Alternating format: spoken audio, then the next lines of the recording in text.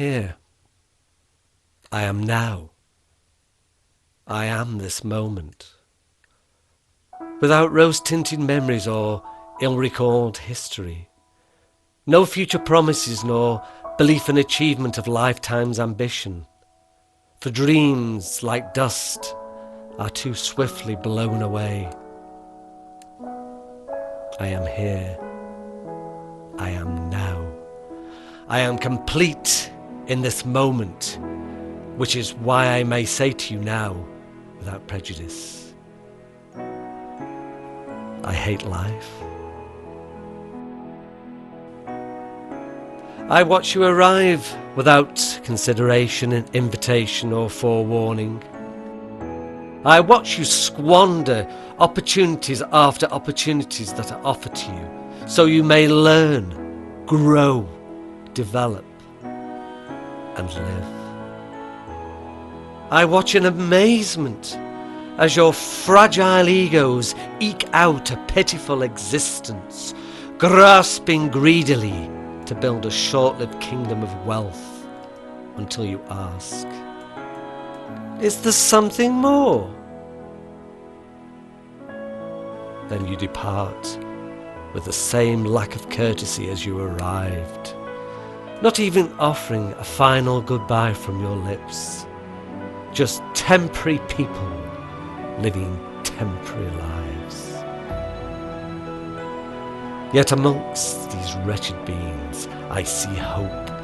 Those who, although busy themselves, make time for others.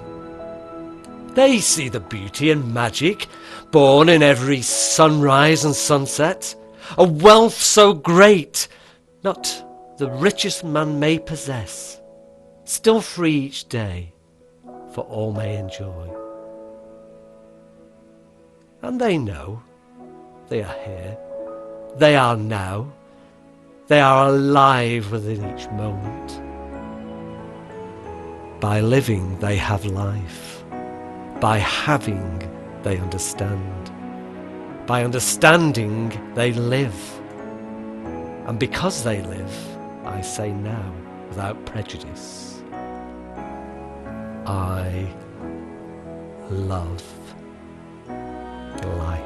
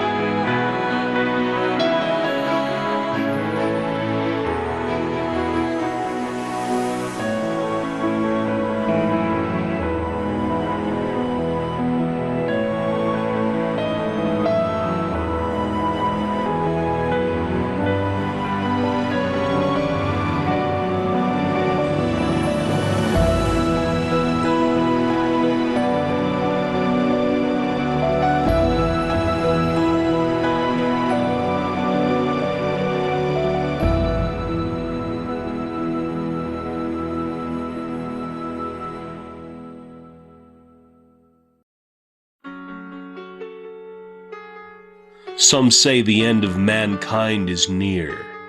Some say that economic and financial turmoil is part of the process, along with global warming, warfare, and the spread of mass psychosis. When there's no place you feel at home, and you think you'd be better off alone. Children are prescribed drugs to keep them calm. The climate is changing all around us, while celebrities become our gods and materialism the new mantra. When you think there's no reason to try,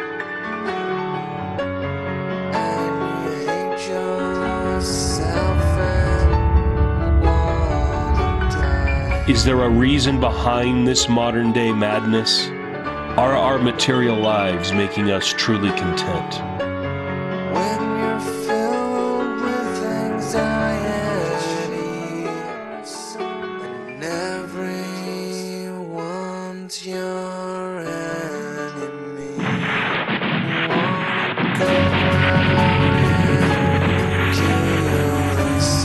The times are changing. There is no denying that we are all experiencing stress from the advancing technological storm that invades our lives more and more each day. But there is a ratio to it all, a rhyme and reason behind everything that we do and everything that affects us. Depressed because you think you can't do your best. When you write yourself a stupid song to remind yourself that you forgot.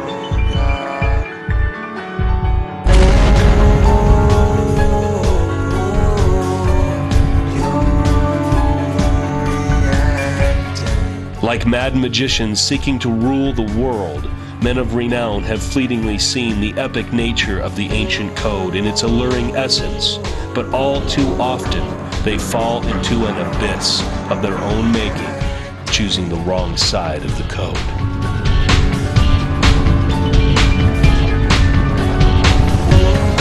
But today we too have missed the point in our everyday complacency. We choose to exist in a waking sleep. We spend time naming things and separating them, classifying endless parts and pieces without remembering the whole, the one from which all things come. It needs no hatred nor warfare. It needs no drugs. It simply is.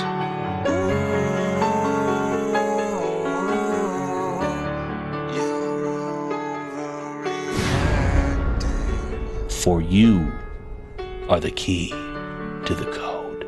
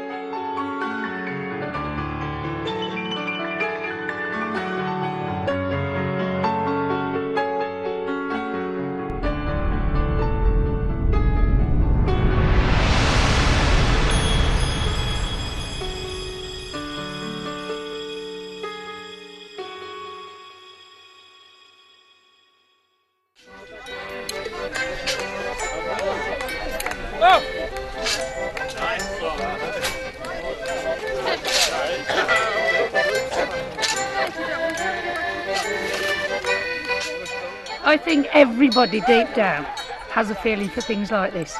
I think it's within us, like the sort of revelry and the sort of camaraderie and the pagan fun, dare I say.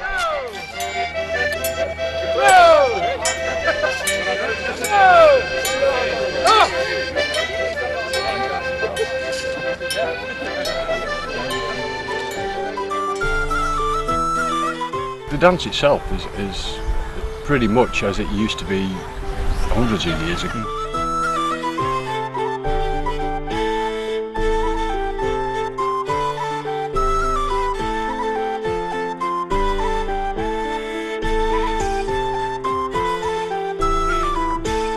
One of the horns was carbon dated, right, to around about 1,000 years. It's something special to us, something that you don't let go for anything minor. You know, it's got to be a very, very fair catastrophe for it to finish. I can see this dance going on for another 400 years. The problem is the dance goes back before everything was kept down in writing. So of course the history was lost. They're sort of, they've sort of were there originally, and then we've sort of glossed and Christianised them over in an acceptable manner, but they're still there, and you say people don't know what they're doing. I think deep down they do. I think, you know, I think it's in the heart of us all, really, these sort of country things. I think we love it. As far as we can tell, it's representative of the rutting season for deer. Now, whether this is the rutting season, I wouldn't know. I'm not that close to nature, but that's what the whole thing signifies.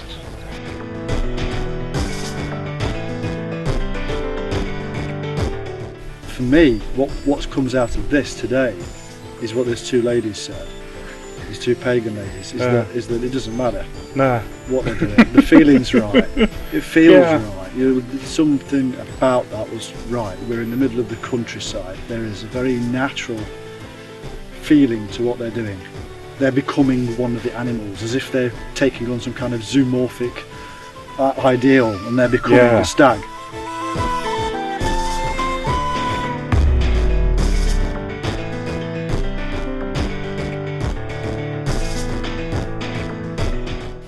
I find that fascinating from a human psychological point of view, that people will get into a pattern, not just in their own lives, daily lives, you know, like a tennis player has to have a specific pattern, but they'll get into that pattern throughout their entire life. And within cultures will have that pattern too, within society, and they'll become traditions. Yes. And eventually the whole reason why we're doing these patterns, when these traditions, folk tales, whatever it is that we're doing, why we're doing them in the first place is lost.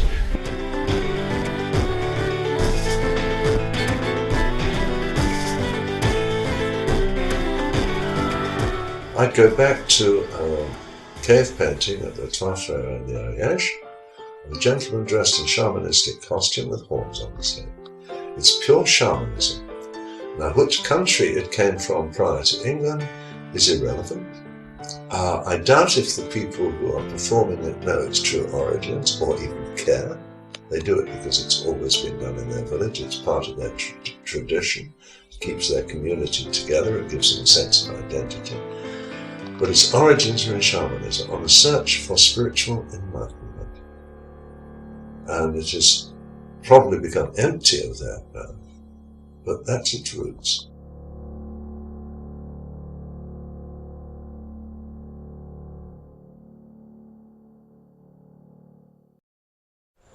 Here we are in Bishop Monkton, up in North Yorkshire in England, and this is a place that's full of Templar lore and all kinds of strange religious things. And here, of course, we also have continuations of ancient pagan rituals, or rituals that we believe are pagan. And in the field at the side of me is a very special thing. It's a wicker man.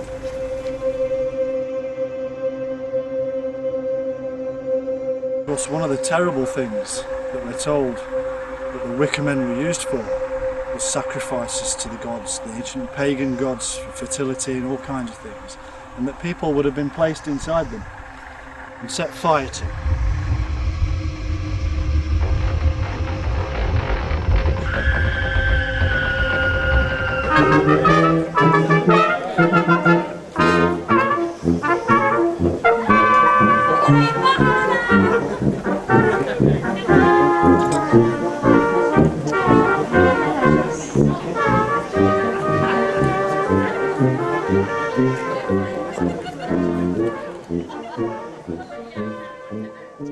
It's like we do have an inner knowing, but we don't actually know what it is we know. And our journey, to a large extent, is discovering actually what we already know. Yeah. But in the process of that, we discover, if you like, how things are not, in order to then eventually find out how things are. Yeah. And that kind of seems to be how my journey has been. Yeah.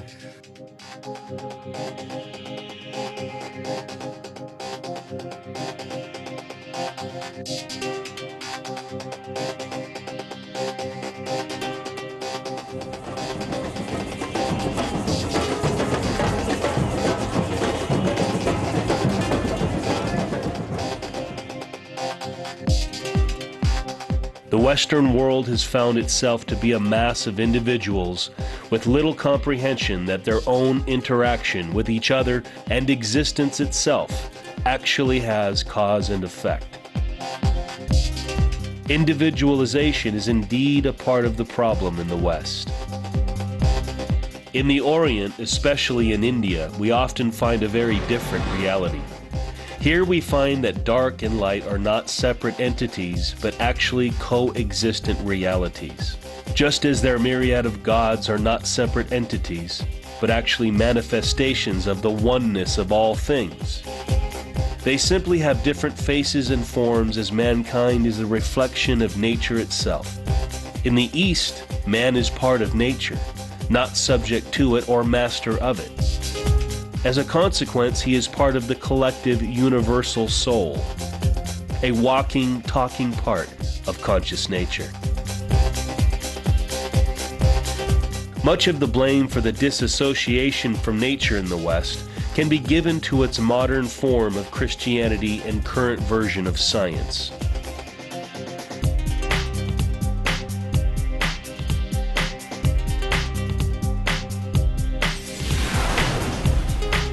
To those in certain schools of esoteric thought, highly influenced by Eastern concepts, science was a method of understanding nature for the good of the whole or the one. It was a way simply of becoming conscious of and with nature itself.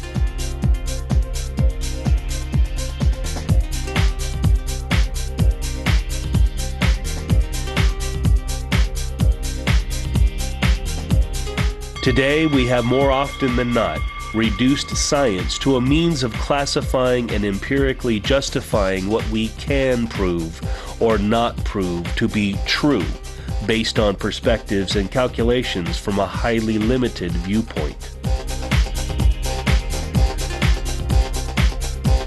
Christianity itself was reduced from its original Gnostic, Eastern concepts to an empirical law-making power to capitalize on and control others. Divide and conquer was the mantra, and so mankind's own mind was divided not just from one another's, but from the very concept of his oneness with nature.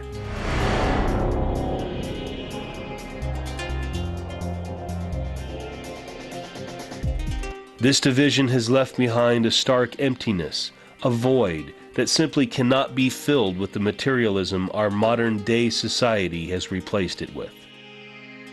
The many faces of God, nature itself, cannot be replaced with the endless stream of Hollywood deities, no matter how hard we try.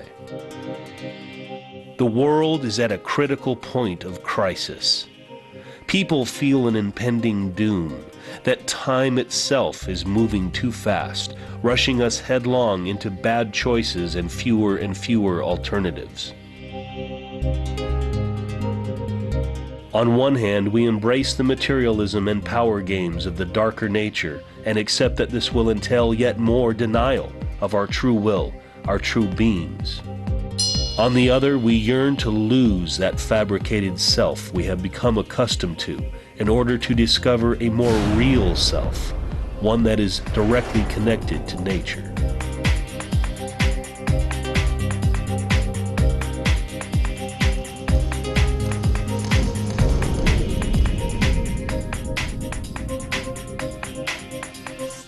Until the Renaissance, historians believe that the world was a cycle, right?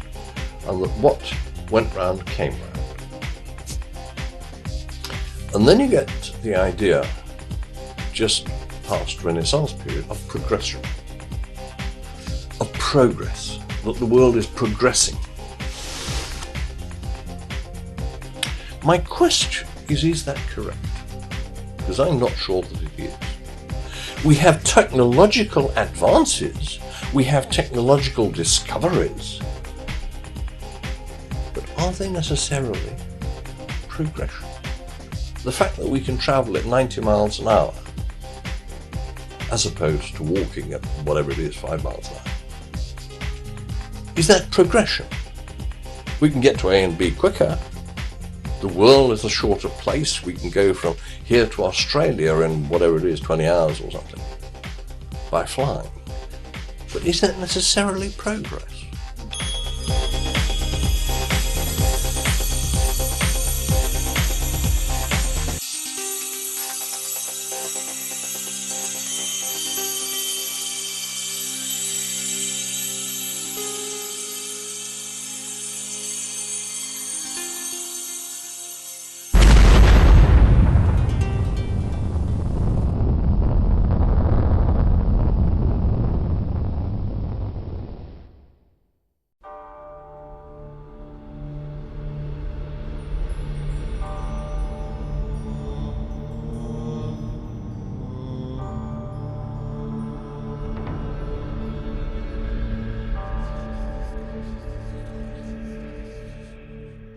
can I tell you, I actually think that every single human being has a religious understanding, understands very quickly you treat your friends well or you don't have friends.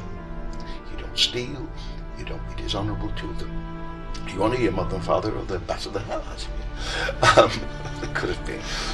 And suddenly you realise that we all develop our Christian values, if you call them Christian values. Muslim wouldn't call them Christian values.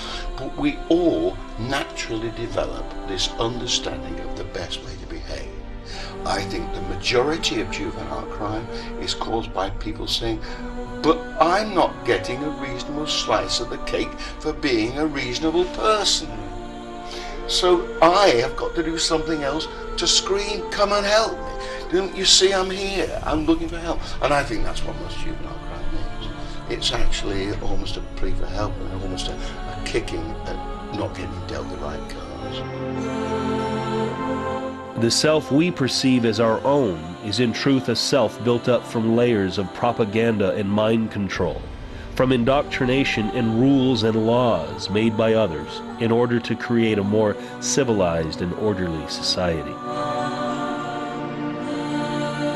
This unseen force has evolved into a massive and unwieldy machine which traverses the world, gaining more ground every day. It is unstoppable only because we allow it to be so, to propagate within our minds and affect our daily lives. We live in an era where we're obsessed by celebrity. We live in an era where everyone wants a route out of their ordinary lives, and people want a quick fix these days. I mean, the idea of learning a trade from your father or doing a 5-year apprenticeship's gone out of the window. People now want to go on Big Brother and become a celebrity overnight. People want to be a wag.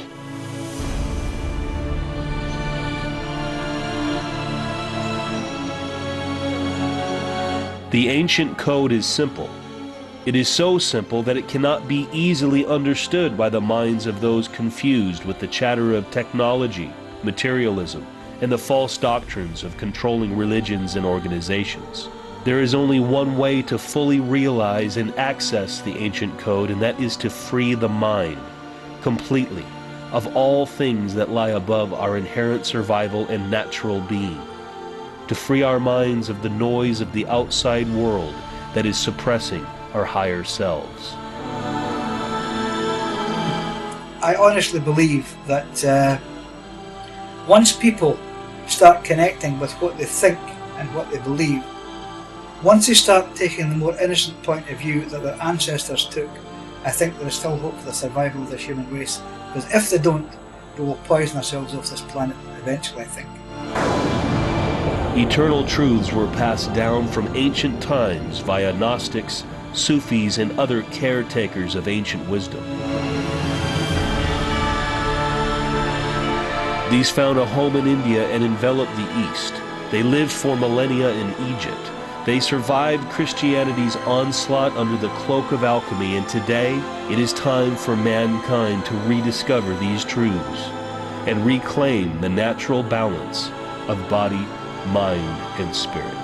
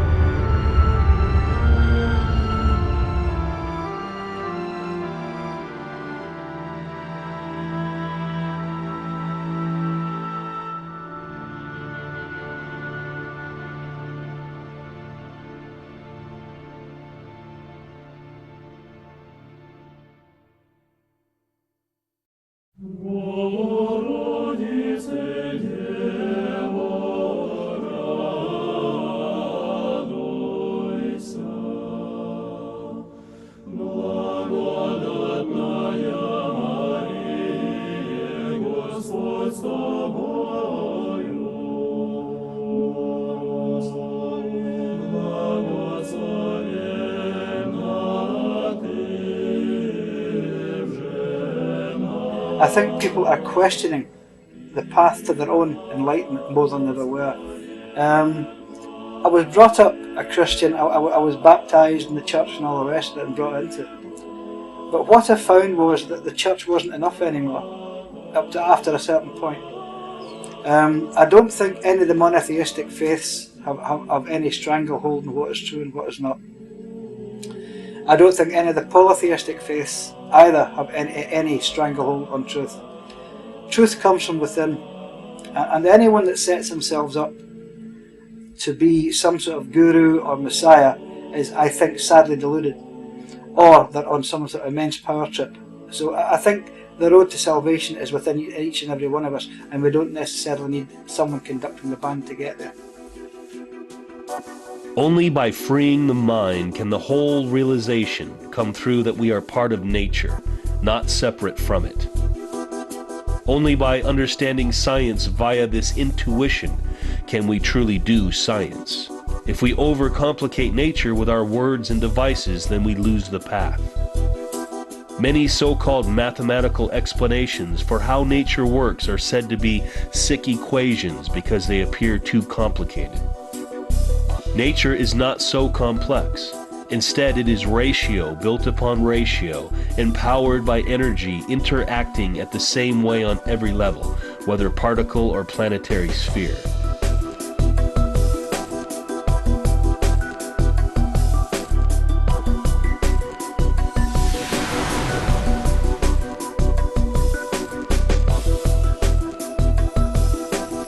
There is this very peculiar idea in religion that there is a God who is somehow outside of ourselves.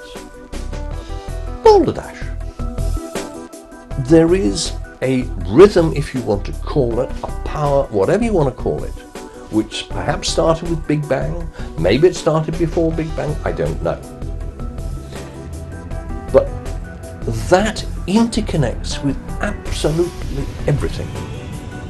Now, our world, all the other worlds, all the planets, all the universes, parallel universes, whatever there may be, every blade of grass, every animal is interconnected in some way, shape or form. And if you want to call the overall thing God, fine. But God is part of us, we're part of God. So is he part of my cat. So is he, he's even part of the bricks. I mean, even if you make a brick of something, that brick actually has an energy level.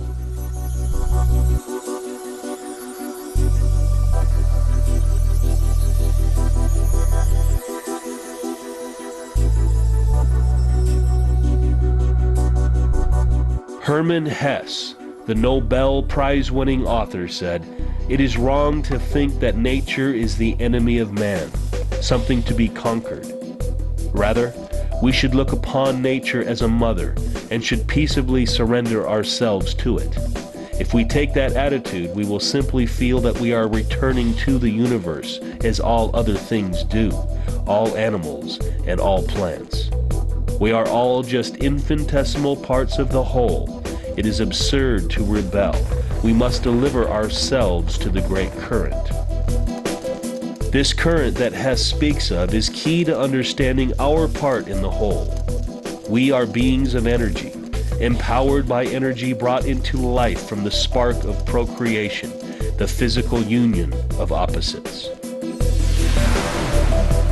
Even greater psychological empowerment comes from the same spark and pattern of nature mirrored in the mind. It is the Gnostic and Eastern concept of uniting the dark and light, the left and right, within our very minds. Not being divided, but being whole within ourselves and truly and emotionally connecting thereafter to the wholeness of nature itself, because we will have achieved what nature itself perpetually seeks: balance and union.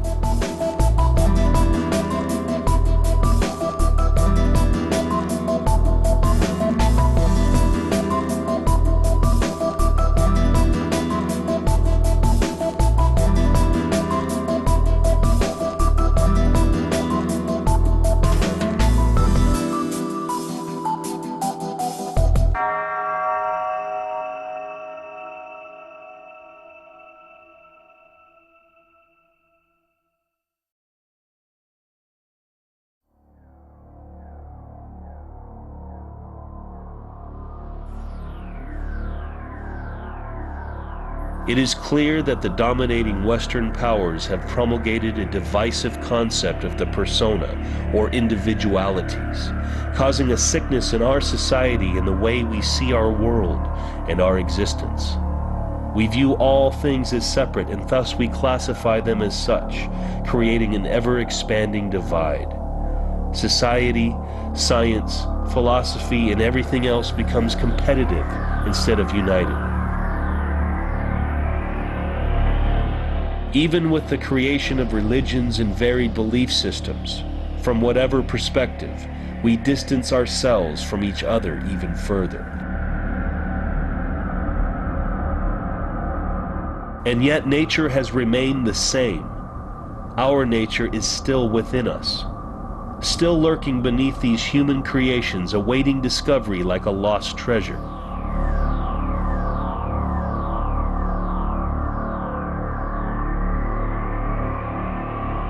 This is the true quest for the Holy Grail. This is the real code that we need to break. It is the code of our very own mindsets, and we are the key. In fact, you are the key to the code. Magic isn't just fairy tale. It isn't just make-believe. It isn't just something, oh, I'll think and this will happen. Oh, invest enough thought power, enough belief structure into it, enough quantum physics, wow. Oh, 99 of us believe in it and suddenly the 100th monkey comes along and badoomf, there it is. It's saying that we have an idea, we have a thought, we have an idea of how in the real world we can make that happen, and we do it.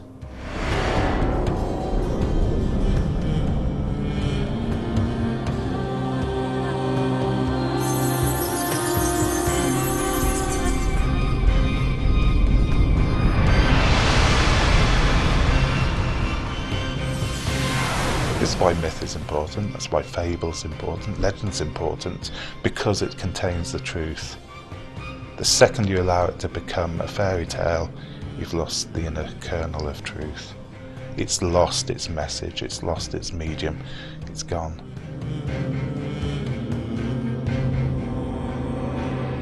For the vast majority, these truths will not reveal themselves through words, which are often misleading and misunderstood, unless those words depict a symbolic journey or quest. Scientists were very often God-fearing men and believed that what they were doing was unraveling God's onion to try and explain how the world works for the greater glorification of God. For some, ratio and mathematics have revealed great esoteric secrets. For others, it is music, emotion, experience, chance meetings and observation, perhaps even a synchronicity. In all respects, these are early forms of symbols. Our ancestors observed the world of nature, both the external physical state and the internal nature of man. They did not write down words to express their understanding. Instead, they expressed and interpreted via symbolic language, creating musical forms which mirrored the observable frequencies and waveforms in nature, and images that had multi-layered meanings such as those of Egypt.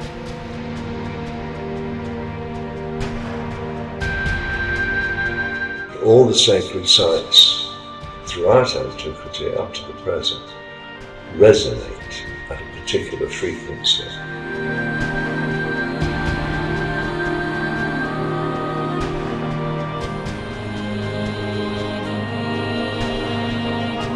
By observing what has been placed for us upon the landscape, in great temples, in ancient monuments, in music, even underlying meanings hidden in fables, we can begin to unlock the code and thereby begin to free our own mind of the constraints of modern living.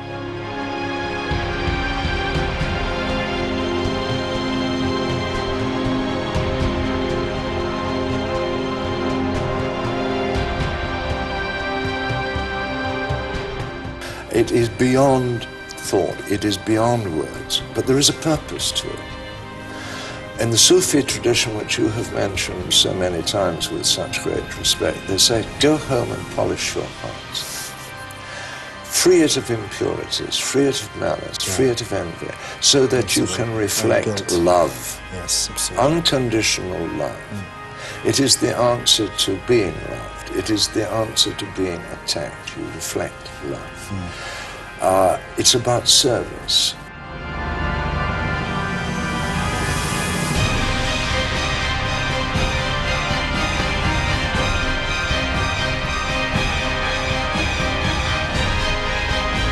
The temple is a place that symbolized the universe, both physically and spiritually.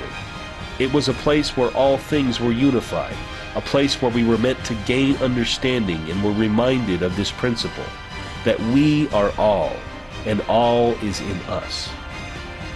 That in the moment we enter a symbolic place, we were to remember this fact.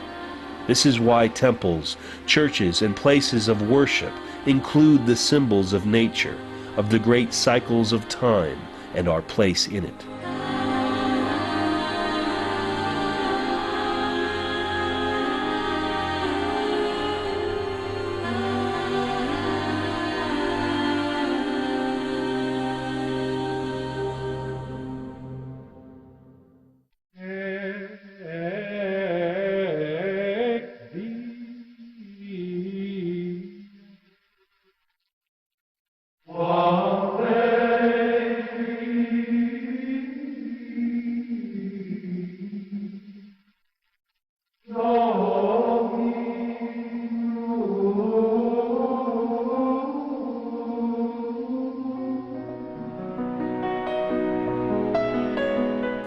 You cannot separate out gnosis, spirituality, and the Grail quest, for example. They are all descriptions of exactly the same process.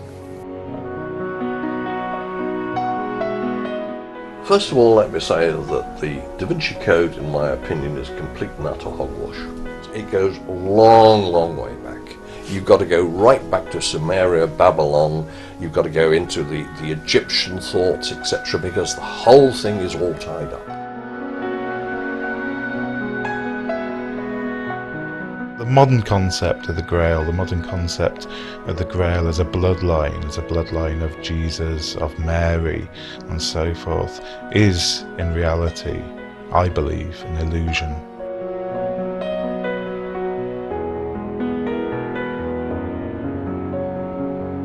It's a way of taking our mind, taking our focus away from the truth, and the truth, the central truth, is that we are the Grail. We are the people who are experiencing, we are the people who are having this Gnostic experience that isn't just about knowing, it isn't just about understanding, it isn't just about education and being told, it's about becoming, being the journey, being the truth, being your truth, being your journey, being yourself, if you like, your higher self, your God self, your King self. The story of the Holy Grail is one of the greatest of symbolic tales. It has been reinterpreted thousands of times, mostly with modern eyes. The Grail stories we have heard originated hundreds of years ago. We have a murky concept that they originated in some dark pagan, even medieval past. There is, however, evidence that they derived originally from Gnostic concepts with links to Indian and Egyptian myths. Whatever the truth, it appears that they speak of nature and reunification. The Grail is the symbol of the ultimate goal. It contains the energy or blood of the one who was in tune with the divine, which was nature, the essence of life as we know it. For God is within us all, as both the Christians, Muslims, and other religions believe. We must all seek the Grail, for this is the paramount quest. But we must ask the right questions of it, to prove that our mind has been perfected and purified of unnatural desires, that we are ready to receive an answer, and that we will be responsible with the knowledge if given a glimpse of it. But we must not ask questions of it that reflect our world of materialism, but instead seek to simply connect with it for what it is. Herein lies the great truth to connecting with the Atman, or the center of all, a thing that has no beginning and no end, something powerful beyond our wildest imaginations, something that just is. The great Sphinx of Egypt stares out at the world and the stars above it eternally, pristinely gazing into infinity, into the abyss. Its message is there for all who seek. Yet so many cannot abandon the false selves they have in fact helped to create, to peel back the layers of conditioning to see the simple truth perpetually offered by this ancient monument. In our material world, our eyes and thoughts are too often drawn toward the gold and jewels of the chalice. Yet we cannot see what resides within. Whom does it serve, one might ask? It serves the one who serves it.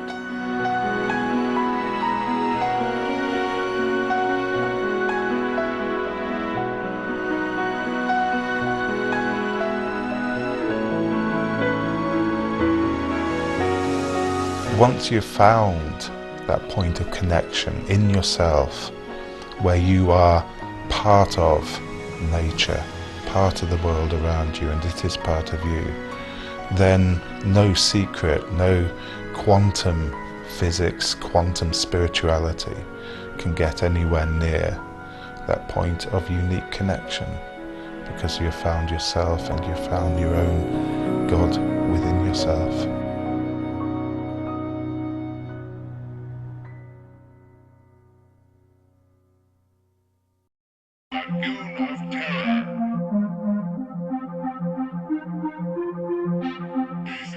The basis of everything that we do has to do with rhythm.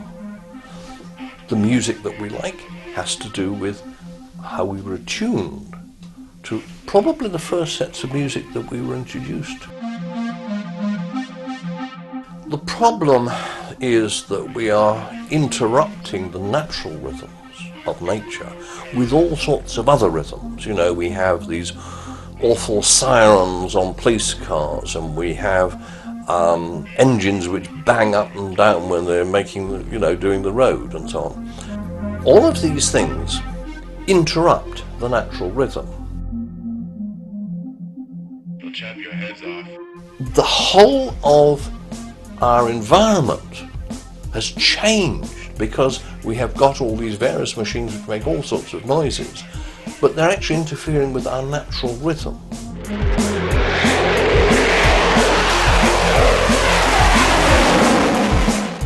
You can't actually get rid of the energy. All you can do is change it into something else. So you can change sound into heat or something else, but you can't get rid of it. And this is the whole point about rhythms. We can't get rid of the rhythms that exist, but we can change them. This energy or blood of the Grail is within us all, whether man, woman, or child.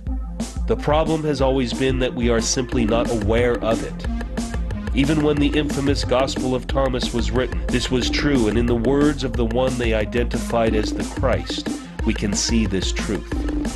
If you bring forth what is within you, what you bring forth will save you. If you do not bring forth what is within you, what you do not bring forth will destroy you. Nature can serve you and nature can kill you physically and psychologically. Our question today has to be, are we willing to be saved by ourselves?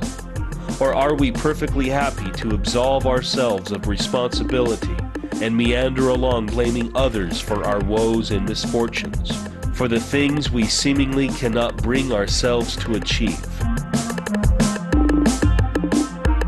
These are the words of a true Savior, words that come from and speak to our inner being, which knows that these words speak of spiritual or psychological fulfillment and not always physical and financial safety. The wind will indeed blow us in every direction, but how will we set our sail?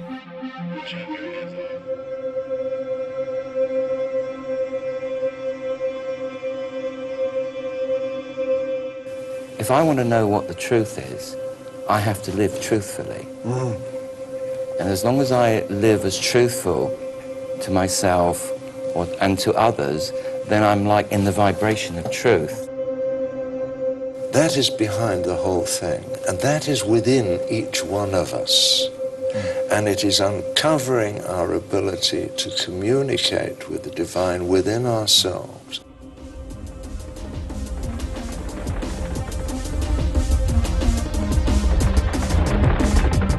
If you didn't have antibiotics, if you didn't have the method of, surgery and so on, how could you cure someone's illnesses?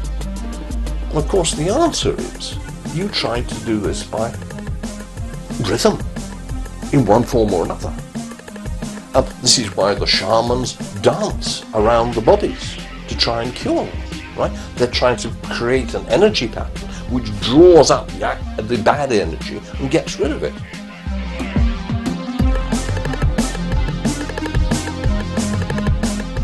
So to me, what spirituality means is the understanding that everything is connected, that we're all one, and we are all connected, and following a spiritual pathway, again, is with that awareness and with that understanding is naturally going to breed compassion and caring.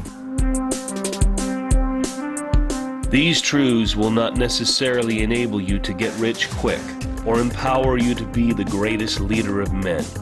This is not a secret or quantum method of bettering your fellow man. These are truths, plain and simple. Nature is nature. It breeds, it nurtures, it grows, it kills and dies. It is dark and light, as two are we.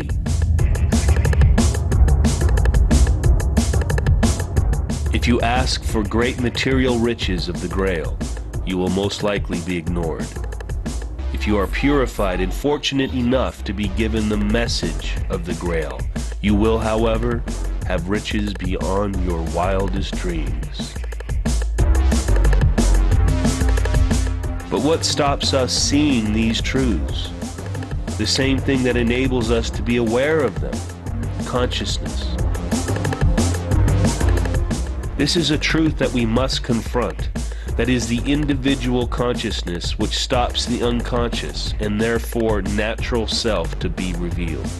We do have to act consciously to see the hidden world of truth, but the ultimate paradox is that we have to deny the conscious self, which has become loaded with materialism and oversaturated with endless streams of modern-day stimulus.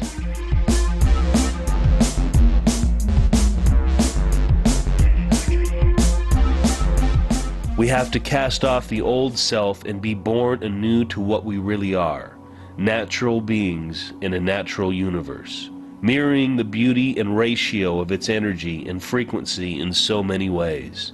Understanding or being enlightened to this energy enables us to interact better with the energy of everything else around us. We must think with our hearts, our very center, our intuitive self.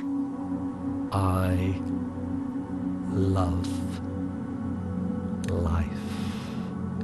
We still need to seek that perfect frequency, that golden frequency, if you like, that holy frequency, that special frequency that is the frequency of the universe, that is the frequency of the world, that is our perfect frequency that Da Vinci was trying to establish in the Vitruvian Man to say this is where we're going.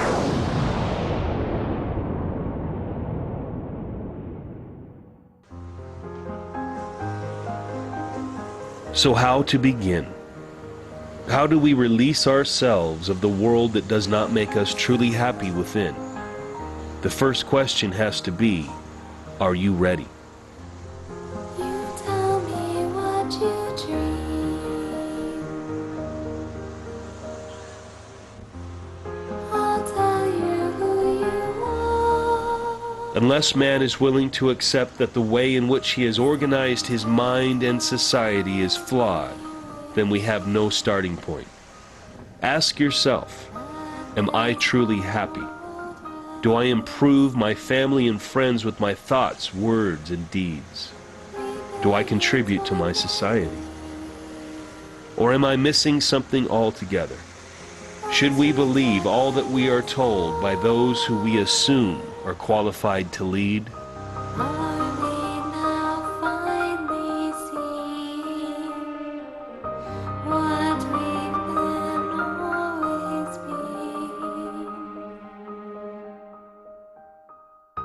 If you have asked these questions in truth and honesty, and you wish to proceed to unlock your inner self and discover nature, then you are on the Grail quest.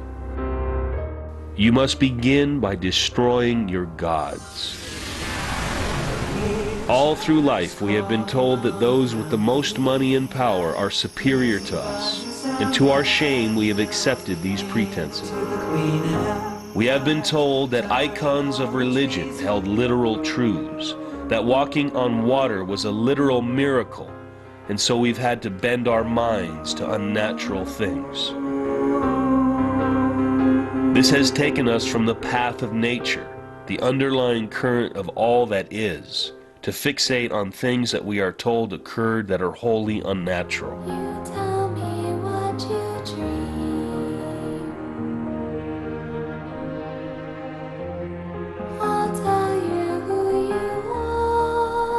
The West has believed the Da Vinci Code fiction that Christ married Mary Magdalene simply from a failure to see the symbolic language of these concepts, that the opposites must unite and balance for the true energy or blood to continue in its beautiful cycle.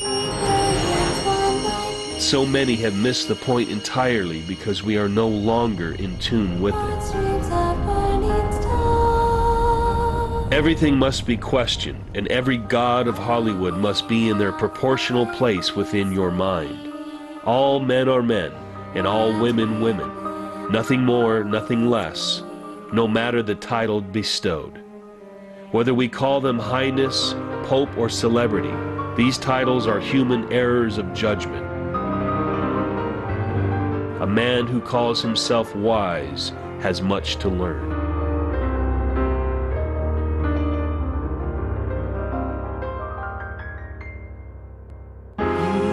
Seek the King within you, not without. Do not look to others to fulfill your natural desires or absolve yourself of all and any responsibility. Accept your responsibility, and with the energy of the force of nature within you, rise above the dark desires of greed, envy, and hate towards the light or others. Mirror nature. We wake in the light and we have no part in the dark. Once we have absolved our minds with regard to our desire for gods and misleading messiahs, we will be free of the desire to emulate them, and so we can turn to higher and higher things. To pursue our own evolution, to become the things we imagine, and to achieve them in the physical world. The time is now to go outside and observe nature in order to understand the inner nature of all living things. You will see that nature itself, whether a tree, a dog, a cat, a bird, does not live its life according to what happened yesterday or what may happen tomorrow. It simply lives now.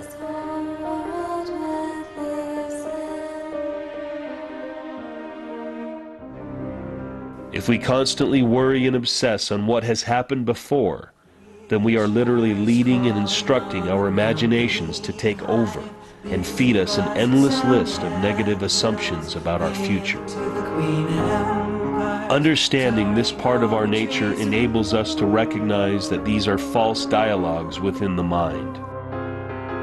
These thoughts need to be balanced and kept in check. We need to release and embrace our true nature and live in the now.